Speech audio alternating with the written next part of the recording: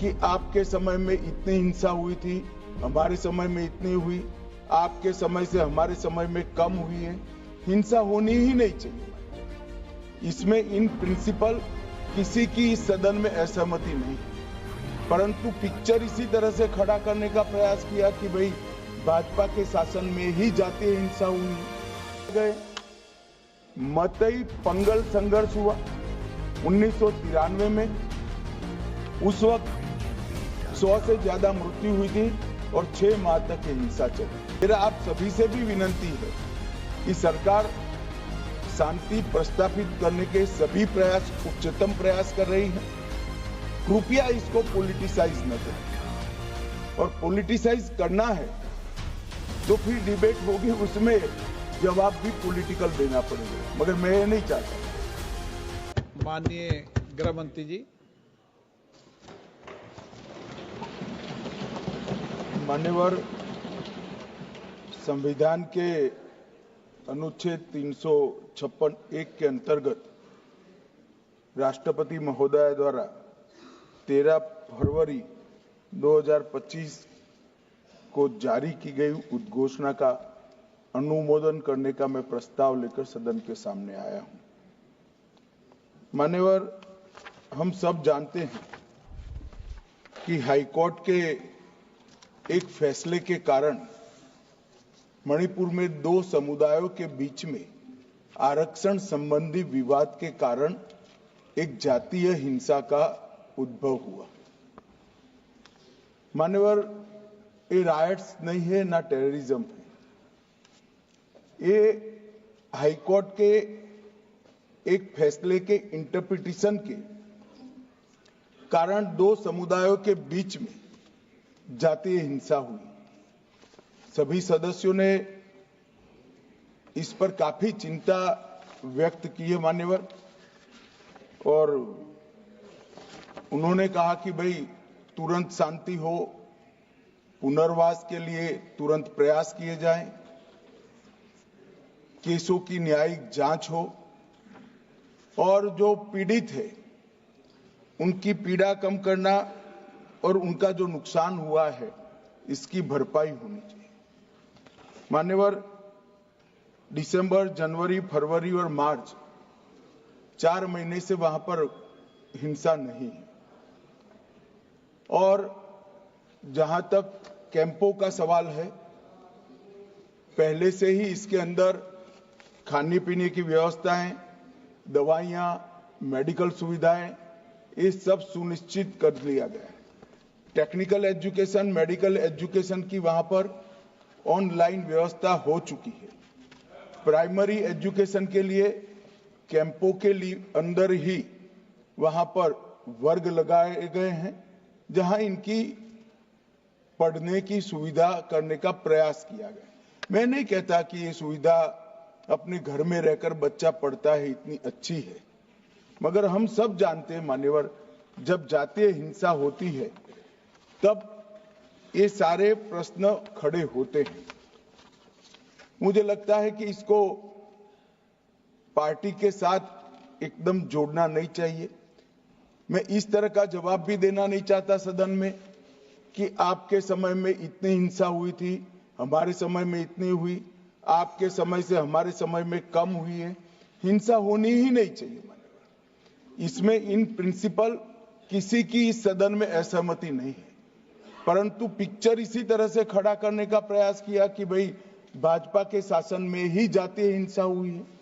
मान्यवर, मैं 2-3 चीजों पर ध्यान आकर्षित करना चाहता हूं। पहले मैं सिर्फ मणिपुर की ही बात करूंगा। मणिपुर में 1993 में जातीय हिंसा हुई, नागा कुकी संघर्ष हुआ। 93 से 98 तक 5 साल तक चला, 750 मौतें हुई, और मान्यवर इसके अंदर छूट-फूट घटनाएं 1 दशक तक चलती रही। मैं ये नहीं कहता कि 1 दशक तक चली थी, हमारा कम हुआ है। हम तो ऐसा मानते हैं हमारे समय में जरा भी नहीं होना चाहिए था, मगर एक दुर्भाग्यपूर्ण फैसला आया और इसके कारण हिंसा बढ़ी। इसको तत्काल कंट्रोल कर दिया गया। जो 260 मौतें हुई है मान्यवर, इसमें से 80% पहले 1 महीने के अंदर ही हुई, 80%। बाकी सारी मौतें बाकी महीनों में होती गई। मान्यवर कुकी पाइते संघर्ष हुआ 97-98 में, 50 से ज्यादा गांव नष्ट कर गए, 40,000 लोग विस्थापित हुए, 352 लोग मारे गए, सैकड़ों घायल हो गए, 5,000 घर जलाए गए। मतई पंगल संघर्ष हुआ 1993 में, उस वक्त 100 से ज्यादा मृत्यु हुई थी और 6 माह तक हिंसा चली। अब मैं चित्र इस तरह से खड़ा कर दिया गया कि भारतीय जनता पार्टी विफल हो गई।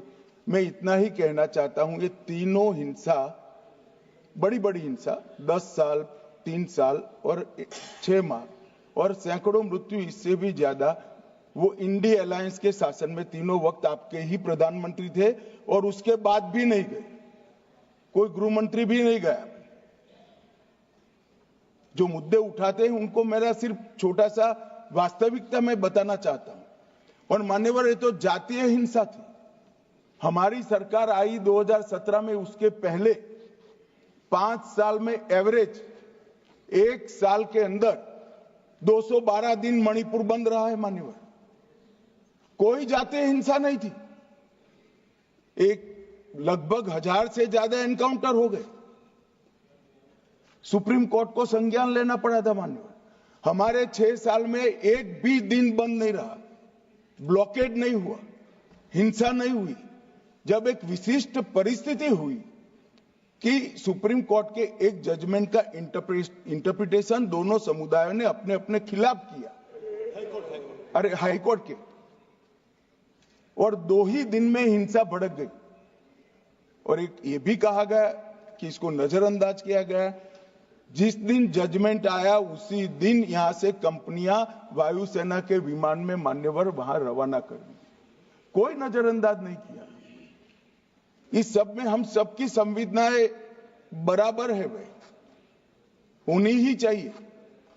परंतु मेरा आप सभी से भी विनती है कि सरकार शांति प्रस्तापित करने के सभी प्रयास, उच्चतम प्रयास कर रही है। कृपया इसको पॉलिटिसाइज न करिए, और पॉलिटिसाइज करना है तो फिर डिबेट होगी, उसमें जवाब भी पॉलिटिकल देना पड़ेगा। मगर मैं ये नहीं चाहता। मान्यवर, मैं चाहता हूं जिसका भी मृत्यु हुआ है, इस सदन ने उसके प्रति सम्मान रखना चाहिए, संवेदना रखनी चाहिए, मन में दर्द भी रखना चाहिए। राष्ट्रपति शासन आने के बाद दोनों समुदायों से चर्चा भी हुई, 2 मीटिंग दोनों समुदायों के सारी संस्थाओं से अलग अलग हुई है, और बहुत कम समय में एक संयुक्त मीटिंग भी भारत सरकार के गृह विभाग के अधिकारियों के साथ होगी। हम इसका रास्ता ढूंढने का प्रयास भी कर रहे हैं। मगर पहली चिंता शांति प्रस्तापित करने की है।